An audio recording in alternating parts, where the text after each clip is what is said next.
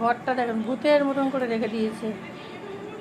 কি অবস্থা, চাদরগুলো তুলে ফুলে যা খুশি তাই করে। পর্দাও ছিঁড়ে ফেলে যখন লোকজন যায়, হ্যাঁ, টান টান মেরে শুলো।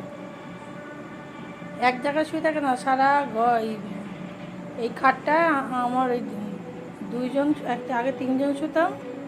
এই যে এটা জ্বর হয়েছে, এটা শোয়, ওইটা আর একটা ওই যে ওই কোণের ওই দেখুন পা দেখা যাচ্ছে, ওই যে ওইটা শোয়, ওই গুড্ডি ও শোয় একদম আমার গায়ে গায়ে। আর এইটা শোয় একটু দূরে দূরে শোয়, একটু গায়ে টাচ করা। শীত যতই শীত পড়ুক, কম্বল টম্বল গায়ে দেওয়ার মতন ও গায়েটা দিতে পারে না। ওটার বয়স তো 10 বছর হয়ে গেছে, দেখে মনে হয় পেটে ভাত নেই। ড্রাই ফ্রুট খেলে আর কী থাকে, জলও তো মনে হয় খায়নি। চেহারাটা খুব খারাপ হয়ে যাচ্ছে, ভাত খেতে চাইছে না, ওয়েদারটাও ভালো না। ড্রাই ফ্রুট খেলে কি হয়, যে যেটা খেয়েও, ভাত খেলে চেহারা ভালো হয় কিন্তু ড্রাই ফ্রুট খেলে চেহারা ভালো হয় না। আর যা যেটা খেয়েও বাসে, ছোটো থেকে একটু ড্রাই ফ্রুট খেতে ভালোবাসে। আর এইটা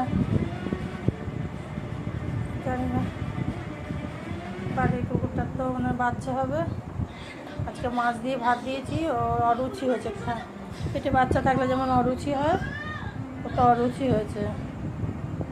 এই যে টেবিলটাকে কোথাও তুলে দিয়েছি দেখেছেন, টেবিলটাকে ছিঁড়ে ছিঁড়ে কুটি কুটি করেছে, টেবিল ক্লাবটাকে কুটি কুটি করে দিয়েছে। এটা তো জ্বর।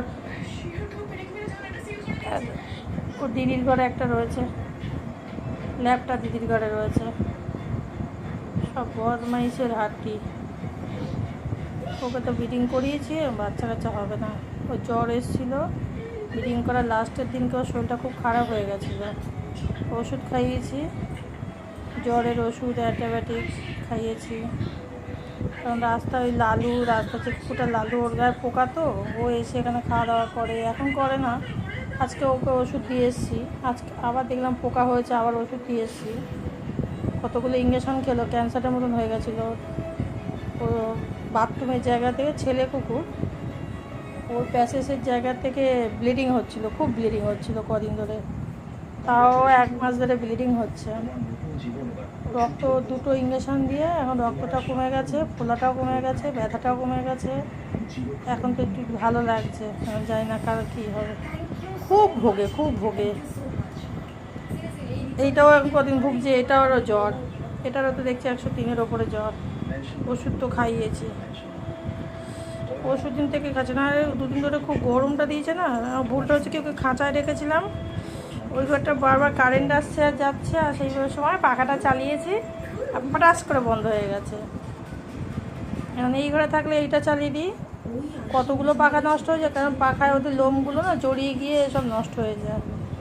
এখনও বাড়ি কমপ্লিট করিনি, গোছান গাছান এখনও কিছু করিনি। ওই যে আলমারির তলায় কিছু কাঠ দেওয়া হয়নি, তারপরে অনেক এখনও কিছুই করা হয়নি।